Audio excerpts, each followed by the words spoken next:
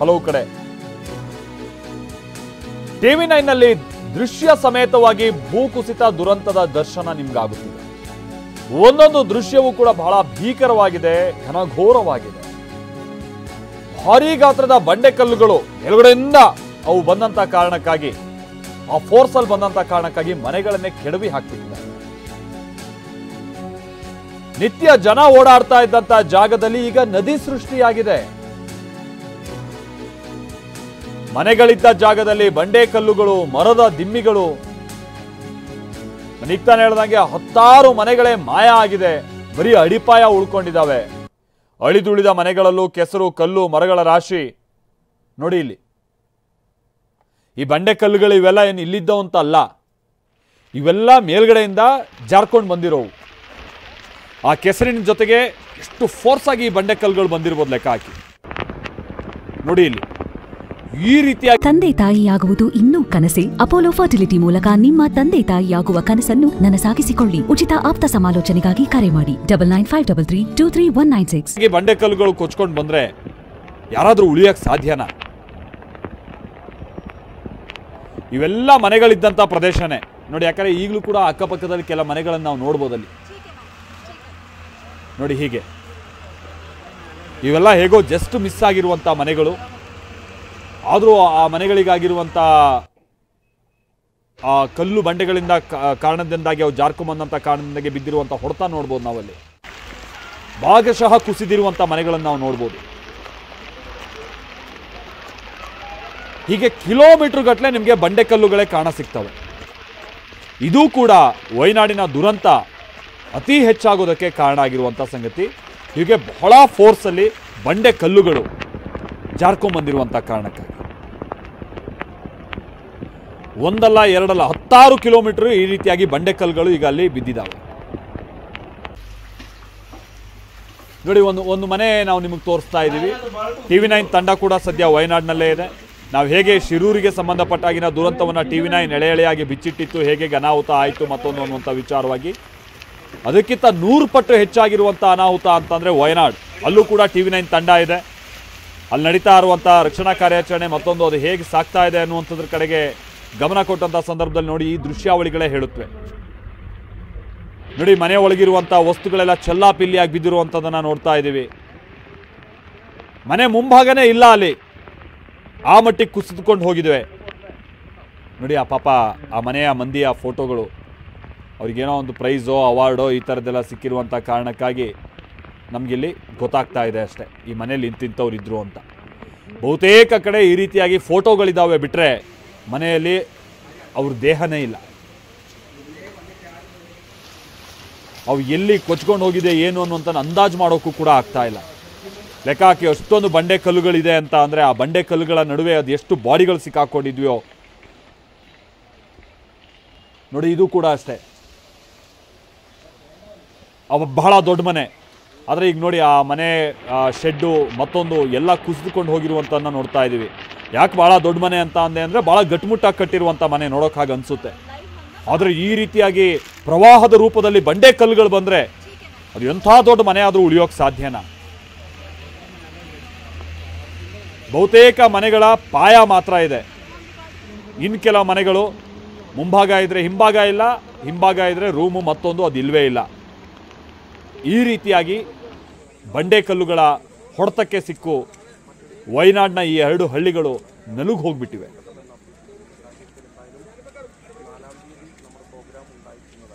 ಆಮೇಲೆ ಕೇವಲ ಬಂಡೆಕಲ್ಲುಗಳು ಮಾತ್ರ ಅಲ್ಲ, ಅಷ್ಟು ಮೇಲಿಂದ ಆ ಫೋರ್ಸಲ್ಲಿ ಕೆಸರು ಪ್ರವಾಹ ಬಂದಿದೆ ಅಂತ ಅಂದರೆ ಅದೆಷ್ಟು ಮರಗಳನ್ನು ಹೊತ್ತು ತಂದಿರ್ಬೋದು ಲೆಕ್ಕ ಹಾಕಿ. ಈ ಕಾರಣಕ್ಕಾಗಿಯೇ ಕಂಡಲೆಲ್ಲ ಮರದ ದಿಮ್ಮಿಗಳು ಕಾಣ್ತಾ ಇದ್ದಾವೆ.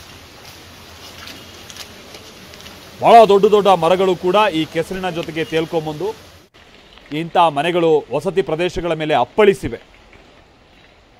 ಹೀಗಾಗಿ ದುರಂತ ಬಹಳ ದೊಡ್ಡ ಪ್ರಮಾಣದಲ್ಲಾಗೋದಕ್ಕೆ ಕಾರಣ ಆಗಿದೆ.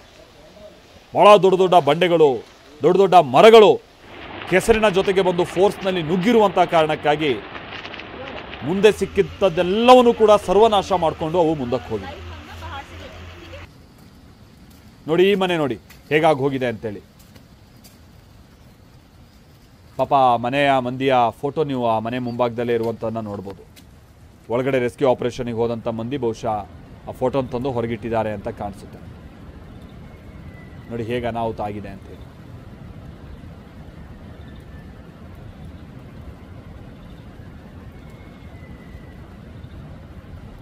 ಇದು ಹೆಚ್ಚು ಕಡಿಮೆ ಆ ಗಡಿಯಾರ ಸರಿಯಾಗಿದ್ದರೆ ಬೆಳಗಿನ ಜಾವ ತೆಗೆದಿರುವಂಥದ್ದು ವಿಡಿಯೋ ಅಂತ ಕಾಣಿಸುತ್ತದು. 7:45 ಸಂದರ್ಭದಲ್ಲೇನೋ ನೋಡಿ ಎಷ್ಟು ಸುಂದರವಾದಂಥ ಆ ಫೋಟೋ. ಆ ಮಂದಿ ಎಷ್ಟು ಖುಷಿಯಾಗಿದ್ದಾರೆ. ನಿನ್ನೆನೂ ಕೂಡ ಹೀಗೆ ಖುಷಿಯಾಗಿ ಆ ಮನೆಯಲ್ಲಿದ್ದಂಥವ್ರು ಅವರೆಲ್ಲ. ಬಹುಶಃ ಮಳೆ ಹೊಡೆತ ಹೇಗೆ ಕೊಟ್ಟಿದೆ ಅಂತ ಅಂದರೆ ಅವ್ರೀಗ ಬದುಕಿದ್ರೇ ದೊಡ್ಡ ಮಾತು. ಹಾಗಾಗಿ ಹೋಗಿ ನೋಡಿ, ಇಲ್ಲಿ ನೋಡಿ, ಇದು ಹಾಗೆ ಭಾಳ ಮನೆಗಳಿದ್ದಂಥ ಪ್ರದೇಶನೇ. ಈಗ ಕಾರಣಕ್ಕೆ ಒಂದು ಬೆರಳೆಣಿಕೆಯಲ್ಲಿ ನೀವು ಲೆಕ್ಕ ಹಾಕ್ಬೋದು. ಮನೆ ಇದ್ದಾವೆ ಅಂತಲ್ಲ, ಅಲ್ಲಿ ಮನೆ ಇತ್ತು ಅನ್ನುವಂಥದ್ದಕ್ಕೆ ಕುರುಹುಗಳಷ್ಟೇ. ಉಳಿದಂಥದ್ದೆಲ್ಲವೂ ಕೂಡ ಇಲ್ಲಿ ನಾಮಾವಶೇಷ ಅಂತಾರಲ್ಲ, ಹಂಗಾಗಿ ಹೋಗ್ಬಿಟ್ಟಿದೆ. ಹೆಸರಿಗೆ ಮಾತ್ರ ಅಲ್ಲಿದ್ವು ಮನೆಗಳು ಮತ್ತೊಂದು ಅಂತ, ಏನೂ ಉಳಿದಿಲ್ಲ ಇಲ್ಲಿ.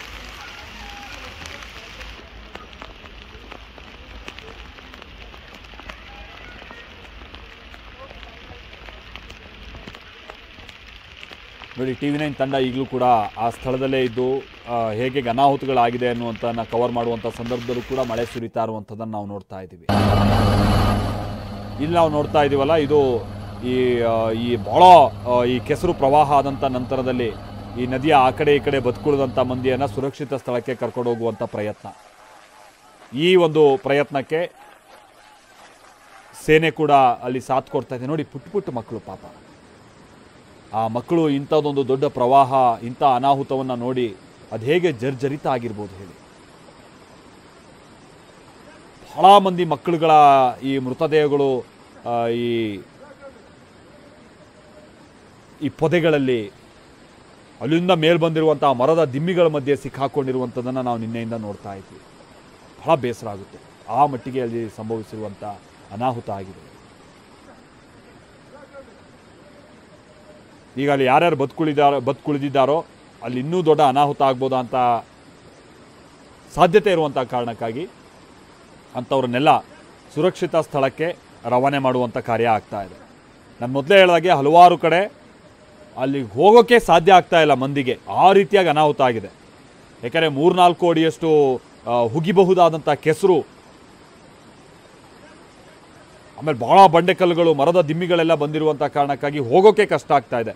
ಅಂಥ ಸ್ಥಳದ ಕಡೆಗೆ ಹೆಲಿಕಾಪ್ಟರ್ಗಳನ್ನು ಕಳಿಸ್ಕೊಟ್ಟು ಆ ಹೆಲಿಕಾಪ್ಟರ್ಗಳ ಮುಖೇನವಾಗಿ ಕೆಳಗಿರುವಂಥ ಮಂದಿಯನ್ನು ಮೇಲಕ್ಕೆತ್ತುವಂಥ ಪ್ರಯತ್ನ ಆಗ್ತಾ ಇದೆ.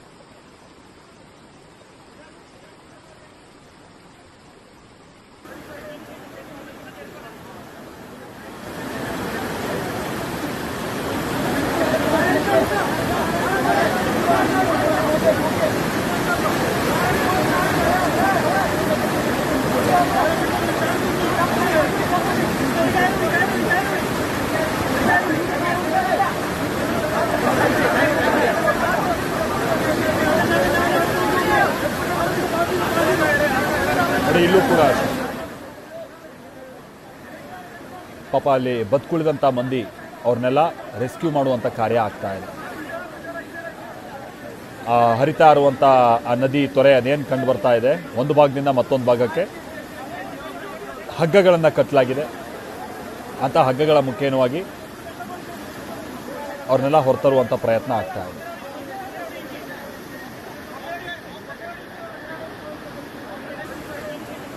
ಈಗ ಇಷ್ಟು ಶಾಂತವಾಗಿ ಕಾಣಿಸ್ತಾ ಇದೆಯಲ್ಲ, ಕೆಸರು ನೀರು ನೋಡಿದ್ರೆ ಗೊತ್ತಾಗುತ್ತೆ ಅದು ಸ್ವಲ್ಪ ಹೊತ್ತಿನ ಮುಂಚೆ ಅಥವಾ ಒಂದು ದಿನದ ಮುಂಚೆ ಅದೆಂಥ ಉಗ್ರ ರೂಪ ತಾಳಿದ್ದಂಥ ತೊರೆ ಅಂತ ಹೇಳ್ಕೊಂಡು ಈಗ ಭಾಳ ಶಾಂತವಾಗಿ ಕಂಡು ಬರ್ತಾ ಇದ್ದಾವೆ. ಆದರೆ ಮೊನ್ನೆ ರಾತ್ರಿ ಸುರಿದಂಥ ಮಳೆಗೆ ಇಂಥ ಸಣ್ಣ ಪುಟ್ಟ ತೊರೆಗಳು ಕೂಡ ಸರೋವರದ ರೀತಿಯಾಗಿ ಭಾಸವಾಗ್ತಾ ಇತ್ತು. ನೋಡಿ, ಅಲ್ಲಿ ಮೇಲಿಂದ ಅದು ಕುಸಿದು ಆ ಕೆಸರು, ಮಣ್ಣು, ದಿಮ್ಮಿಗಳು, ಕಲ್ಲುಗಳೆಲ್ಲ ಜಾರ್ಕೊಂಡು ಬಂದಿರುವಂಥ ಸ್ಥಳವನ್ನು ನಾವು ನೋಡ್ತಾ ಇದ್ವಿ. ಆ ವಿಡಿಯೋದಲ್ಲಿ ನೋಡಿದ್ರೂ ಕೂಡ ನಿಮ್ಗೆ ಗೊತ್ತಾಗುತ್ತೆ ಹೇಗೆ ಆ ಮೇಲಿಂದ ಇವೆಲ್ಲವೂ ಕೂಡ ಜಾರ್ಕೊಂಡು ಬಂದಿದ್ದಾವೆ ಅನ್ನುವಂಥದ್ದು. ವಯನಾಡು ಅದೆಷ್ಟು ಪ್ರಕೃತಿಗೆ ಸಂಬಂಧಪಟ್ಟ ಹಾಗೆ ಭಾಳ ರಮಣೀಯವಾದಂಥ ಸ್ಥಳವೋ, ಮೊನ್ನೆ ಅದೇ ಸ್ಥಳ ಭಾಳ ರೌದ್ರಾವ ರೂಪವನ್ನು ತಾಳದಂಥದ್ದನ್ನು ಕೂಡ ನಾವು ಈ ದೃಶ್ಯಗಳಲ್ಲಿ ನೋಡ್ಬೋದು. ನೋಡಿ, ಈಗಲೂ ಕೂಡ ಅಷ್ಟೇ, ಅದೆಲ್ಲ ಅವೆಲ್ಲ ಅಲ್ಲಿದ್ದಂಥ ಬಂಡೆಕಲ್ಲು ಅಲ್ಲ, ಬಹುಶಃ ಅವೆಲ್ಲ ಭಾಳ ಮೇಲ್ಗಡೆಯಿಂದ ಹೀಗೆ ಜಾರ್ಕೊಂಡು ಬಂದಿರುವಂಥ ಬಂಡೆ ಕಲ್ಲುಗಳು. മെയിൻ റോഡാണിത്. ನೋಡಿ ಈ ಮನೆಗಳು ಅರ್ಧ ಭಾಗ ಮನೆಯೇ ಇಲ್ಲ ಇಲ್ಲಿ, ಆ ರೀತಿಯಾಗಿ ಇಲ್ಲಿ ಅನಾಹುತಗಳಾಗಿ ಹೋಗಿದೆ.